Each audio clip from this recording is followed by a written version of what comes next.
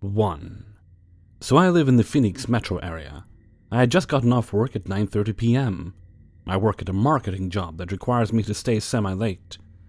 However, they've been letting me out a little early so I could catch the bus home and save money from taking an Uber.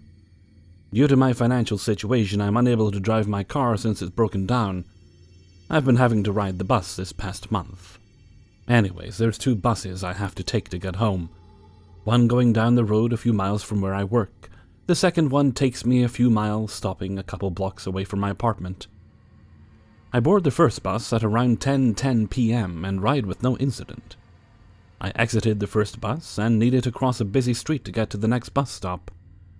I noticed my second bus was already at the stop.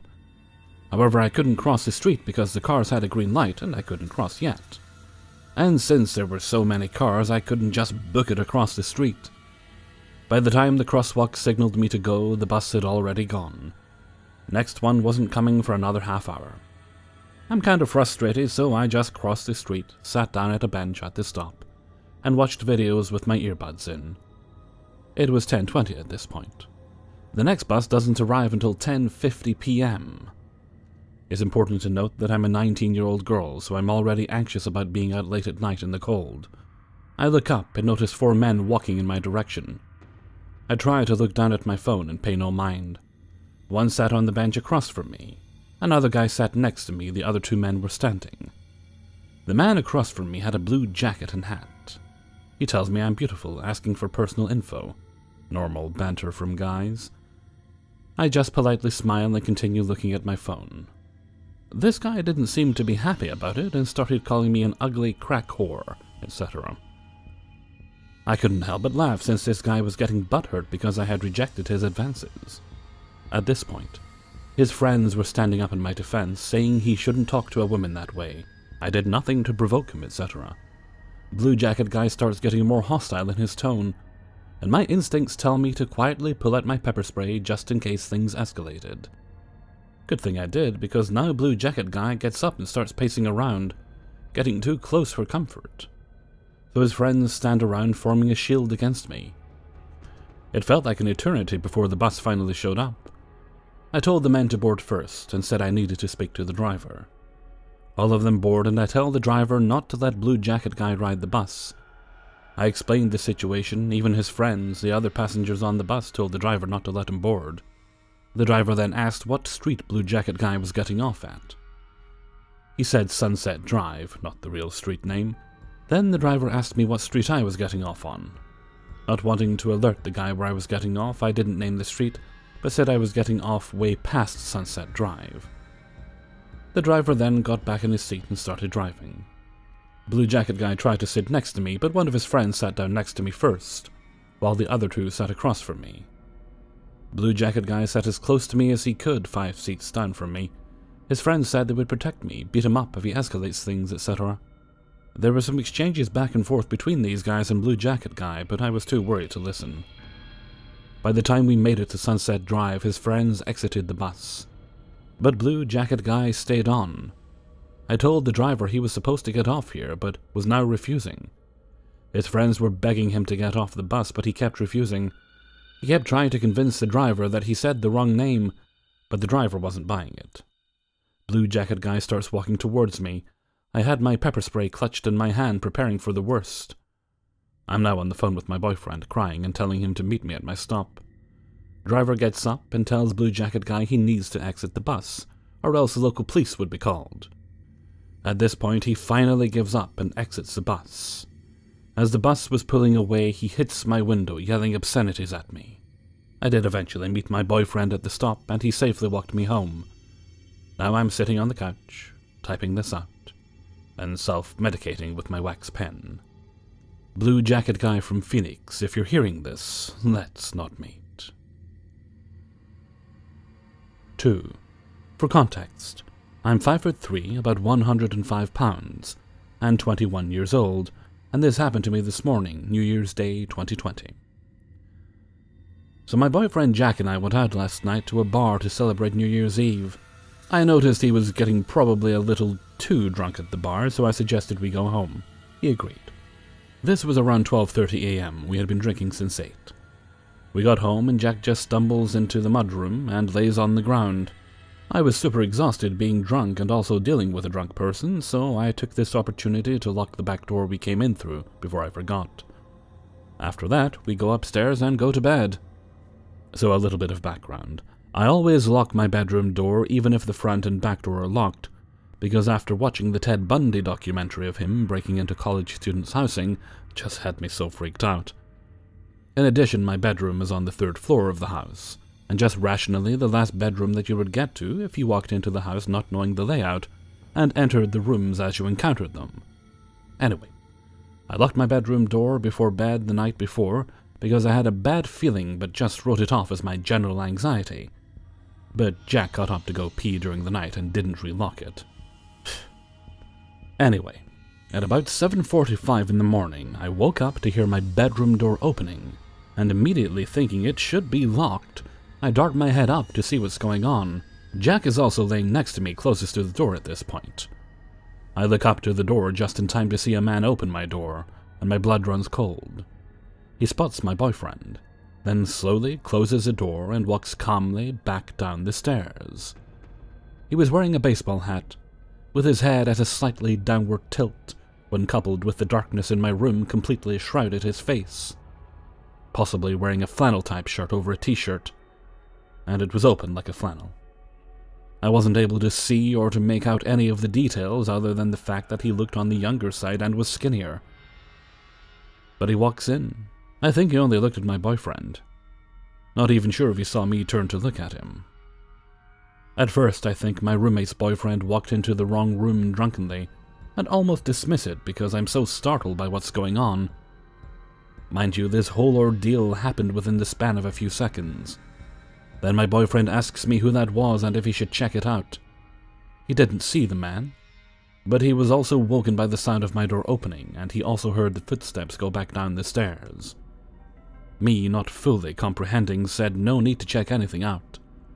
But about 15 seconds after I said no, I told him that there wasn't supposed to be anyone else in the house as all my roommates are away. We hop out of bed and throw on some sweats, and I grab a pair of scissors for defense.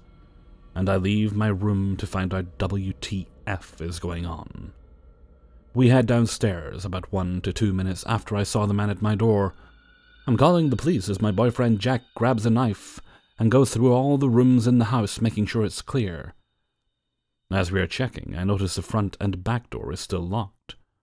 Though the windows are unlocked, they are still closed. At first glance, it doesn't even look like anyone had been in the house at all. Everything was just as it was, nothing touched or ransacked. The police luckily show up about 5 minutes after I call. Really quick response time, I was so appreciative. And begin to search the house. We had to file a report and fill out some statements. But all in all, they weren't able to find anything but a set of possible fingerprints on the outside of one of our ground floor windows. Because there was such little evidence, I think some of the officers were doubting what I had seen. They asked me if I could have been dreaming it since I had just woken up from a night of drinking when it happened, or if possible a friend just decided to crash at our place without telling us. And I said, "Sir, I have never been more positive in my life that what I saw was real." I didn't perceive the threat immediately, but there is no doubt in my mind it was real. And there was not even a person who could have possibly done that, as we don't have a large friend group and rarely ever have anyone over. Then the officer and my roommates, we texted, asked if I could look at all the rooms and see if anything was taken. So as I mentioned, my bedroom is the last bedroom you would reach if you went through the house logically, meaning 2 of my roommates' rooms are on the 2nd floor before mine. I checked every bedroom and all valuables were untouched. I sent pictures of my roommates' Apple laptops, watches, AirPods, etc. And they all said nothing was slightly moved. So this man took nothing? Also, all their bedroom doors were still closed, as if no one had ever entered them. I have no proof he entered any room except mine. This is where I get super freaked out. Before the police arrive, they ask me if I've had any past issues with stalkers or restraining orders, etc. And I said I had not. They said what was really weird about the break-in was not only because there was little to no evidence anyone broke in, but also we had 3 cars in our driveway. One of my roommates is abroad right now, so her car is there, including mine and Jack's. So for a stranger looking in, there seemed to be at least 3 people home at the moment. I left lights on all throughout the house, so it looked like more people were home. Can you tell I'm a very paranoid person? Which is terrifying, that this man felt comfortable creeping into an occupied home. Secondly, the fact that this man not only got caught breaking and entering, but the calmness of his walk back down the stairs after I saw him just sends chills down my spine. I have no other way to describe it other than he was acting like he had the right to be in my home. Just accidentally opened the wrong door. The police also said that it's very unusual for a thief to lock up, as in close the window or door he came in through after being caught. Because he took nothing. It worries me that maybe his motives were more sinister, and that he could possibly come back. Why would a burglar enter a house that looks as if it has at least 3 individuals in it? Why was he so calm? If he was there to rob me, why were the first 2 floors seemingly untouched? There were other weird details that I can't recall right now because, honestly, I've been agonizing over this the entire day and feel very uncomfortable. If anyone has any theories as to what possibly could have been going on here, or what his motive was, it would tremendously help. I'm not looking for a benign answer like if he was a confused drunk or something, because that is just not the case. I can't even explain the feeling of fear that ran through me as I saw this man at my door. So the man who woke me up on New Year's Day, let's not ever meet again. 3. Just yesterday I took my mom for a short vacation at a nearby coastal town. She had been sick for years with cancer and had suffered multiple complications. Fresh out of therapy, she wanted to leave the house for once. I myself was in dire need of a getaway, just having separated from my girlfriend of 4 years and about to emigrate. Thus we decided to spend some days on the coast with good food and clean air. Anyway, my mom is still pretty weak, so the first day of the trip she turns in early at the guest house. I, having plenty of energy left, decide to explore the town a little. It's still warm and light out, so I start walking the streets and enjoy the summer air along the harbor canals. As I walk along an alley covered by large oak trees overlooking a park, a young guy walks directly into my way. The guy looks a bit down on his luck, but friendly enough. He sports a buzz cut and a worn-out hoodie, and is around his mid-20s. He asks for the time since his phone has died, and I, not having decided yet if I trust this guy, say I don't know it. As I'm really bad at this, he notices the headphones dangling around my neck and points to my pocket. We both chuckle, and I pull out my phone and show him. He's a good sport about it and continues on his way with a wave. Now this is where I made a decision that would land me in one of the scariest situations I have ever been in. I turn around and stop him to ask for a cigarette. It looks like he eats bowls of tobacco for breakfast. He stays super cool, pushes his backpack down on a park bench, and ruffles through it to find his smokes. I sit down and he sits down next to me, handing me one. We light up and start talking. He's got a sick father and a history of drug abuse, heroin, crack, and just about anything else, and generally seems to have it together pretty well. He also strikes me as a really clever guy in general. He hands me a can of beer and we share it. Not wanting to take from someone with so little, I ask him if he'd be cool with me paying the next round. Sure enough, we pack our things and head to the closest gas station. On the way, we drop by his apartment so I can put his phone on the charger. Poor guy lives like an animal. We have to kick in the front door because there is no key. He has a 1-bedroom apartment with a small bathroom, no kitchen. There's an air mattress on the floor, some cans of beer, and a beat-to-shit Xbox with a small screen on top. It's running BioShock, the first one, for some reason. He asks me to turn around because he wants to grab some money out of a hiding spot. I turn towards the door and check out the bathroom. Dirty dishes in the shower, and there's not even a sink. He finds what he needs, and we head to the gas station. On the way, he pulls out and hands me another beer. We crack it open and enter to pick up some more cans. I go to pay and ask for his brand of smokes. He tells me, and I ask the clerk for the biggest one they have. He gets a bit agitated and yells to get the small one, but I insist.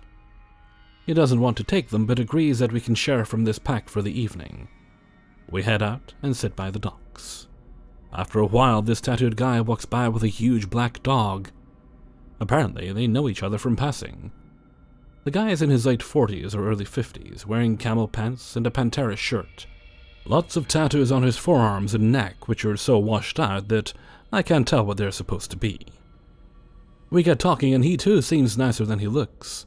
The dog is a big cuddly bear, and we hang out, waiting for Tattoo Guy's friend, who arrives in a matter of minutes. This guy has a similar vibe, no tattoos, but a long ponytail, camel pants, and some band shirt. This one seems younger, maybe early 30s. We hang out, and they tell me about the town and its legends. Like one of their recently deceased friends who was in the Foreign Legion, Ponytail lectures me on the philosophy of martial arts and dog breeding, while the other two share prison stories. Even the young guys serve time, apparently. They seemed ragged but good-hearted, so we exchanged numbers. Whenever you're in town and need anything, just give me a call, like. Everyone, myself included, seems super chill, and I'm honestly interested in these guys' stories. At some point, Tattoos and Ponytail get the idea to head to a club they know. The way they talk about it seems fishy to me, and my suspicions soon get confirmed when Tattoo Guy reveals that he's a neo-Nazi. For reference, I'm a student and easily identifiable as such. On top of that, I have black curly hair and olive skin, which Tattoo Guy does not fail to recognize. He says it's cool, though. He has a black girlfriend. What the hell? For some reason, I'm convinced and admittedly too drunk to really understand this situation at this point. Tattoo Guy talks to me about how immigrants aren't really the problem because global warming will fuck all of us, and I can't help but agree. I tell them that I have to leave soon, and Buzzcut is bummed. He wants to hang out some more, and admittedly says that he doesn't want to hang out at the Nazi bar either. The other two are cool with that, and Tattoo Guy even backs me up, having sick family too and totally understanding where I'm coming from, and that Buzzcut shouldn't guilt-trip me into hanging out with them. They go in circles for a while and decide to drop off the empty cans at home for recycling before they send me on my way and head to the club themselves. They all seem relaxed, but their way of talking turns more and more manipulative as we walk along the canals. You said I would never. You're a man, right, and such. They try to get me to come, and all of a sudden it's cool again that I want to leave. They do the same among themselves, trying to get each other to go here and there. These guys strike me as hardcore alcoholics, so I guess they don't really have a solid grip on what's happening and how to feel about it. At times, they shout each other down, and that cools the argument. Then they compliment each other, and that becomes a huge problem. We get to their house eventually, and I hand them the cans. Tattoo Guy says, "After you," and I begrudgingly enter their shitty apartment, knowing that there is no point in arguing. Ponytail and him share a small house, and it's an absolute dump. On the way in, Buzzcut casually drops that he knows someone who wanted to break in here, and Tattooed Guy gets annoyed at that. Once we're in, Tattoo Guy takes Buzzcut to his room to talk alone. He gives me a weird look, and I'm not sure what to make of it. I get a first hunch that he doesn't like the shape of my nose after all. I join Ponytail, who seems the most relaxed of the bunch. He tells me that he doesn't care about other people's color or opinion at all, and that he really hates that Nazi shit. As much as you can, I suppose, living with and calling one a friend. He asks me, not for the first time that night, if I want to smoke a bowl or a joint. I decline, as I had never really enjoyed it, and it's fine. I realize the guy has a machine pistol on his wall and ask whether it's real. He doesn't really say, and lets me know that it was a gift from some bike gang member he knows. For reference, even owning a small handgun is a very rare thing in my country, much less an automatic-looking firearm. More fascinated than scared and absolutely oblivious as to what I got myself into, we keep talking for a while. At some point I check the clock and realize it's gotten pretty late. I tell Ponytail that I have to go and want to say bye to the other guys. Ponytail, who first wanted me to stay the most, is totally okay with me going, once I tell him earnestly that I'm worried about my mom, and she is probably worried about me as well. We shake hands, and I head to the other room where Buzzcut and Tattoo Guy have been discussing. Tattoo Guy again gives me the stink eye, but says to take care, and tell no one I was here and who I was with. I say no problem. Buzzcut is back to bitching that I'm on my way out and tries to get me to stay. I push the "my mom is sick and worried" line, and Tattoo Guy shuts Buzzcut up. Then Ponytail joins them in the room and proceeds to absolutely murder my vibe. This exchange ensues. It's cool. I didn't show him nothing. Yeah, no worries. See you guys. What did you see? Just a little pot, no worries. What did you see? Nothing. I didn't see anything. Why you have to leave all of a sudden? It's late and my mom is sick, worried, and alone. Are you police? Or drug enforcement? Fuck no, I'm just a student. I told you this. You know I am. Slowly coming to the realization that I'm in a bad movie and nothing I say sounds genuine anymore. I don't know if we can let you go. During all of this, I scratched the dog's head and played with him to say goodbye. And the mood turns. I get up and stand in the doorway. There I am, Ponytail next to me and the other two sitting and staring. They bombard me with more questions, telling me if I'm cool, I'm going to stay and drink. If I'm not, they'll know I'm trouble and do what's necessary. Get a beer, drink it, and shut up. We'll talk. I take a couple of steps into the room. My voice is getting shaky and I decide to follow their instructions instead of saying more things that make me sound like I don't belong. Tattoo Guy goes to take a leak. Buzzcut talks to me and tries to confront me because at this point, I have grasped the full weight of where I am and who these guys think they are. I must have had a blank stare and he tells me to have a smoke, relax, and just talk to them. Thinking a million miles a minute, I stare ahead. The only thing I can even remember of that room is a huge swastika flag over the couch. Ponytail comes back in and asks for music wishes, and Buzzcut and him get talking about hardcore bands. I take deep drags off the cigarette and just think that I really need to play it cool to get out of this. Only I have no idea how to convince Tattoos that I'm not going to call the cops on them. Ponytail and Buzzcut leave the room to put on some music, and I hear the toilet flush next door. My brain shuts down, I get up, staring ahead into Ponytail's room, the bathroom, with Tattoos in it to my right, the apartment door to my left. I can't even remember if I saw Ponytail and Buzzcut in front of me. I just thought he's already flushed. Any second this guy will exit the bathroom and bump right into me. I pull hard at the apartment door, yanking it open, and hitting the poor pup who was excited to accompany me outside in the snoot. I run to the front door and flick it open. Once I'm out, I start running like a madman in my shitty sandals. I have no idea where I am, but I take turns as much as I can. The beer in my belly is bubbling up, and I just hope I can put off vomiting until I'm way out of wherever the hell I am now. Tattoos is seriously paranoid, and in that moment, I have no doubt that he's gonna rip me to pieces if he gets to me. I also don't know how real the whole gangster act he tried to pull on me was. I just think if I stop running, they'll get me, so I run. Needless to say, I made it, found the guest house, and after a sleepless night, I put my mom in the car and drive the hell out of that place, cutting our vacation short. I have no idea how dangerous these people are. All I know is that they have experience with prison, drugs, and violence. And they have my phone number. Today I got a call without caller ID, and I'll never answer one of those again. If anyone knows whether these people can find me via my number alone, then please let me know. Any other advice is appreciated as well. This just happened yesterday, and I really hope it's not coming back to haunt me.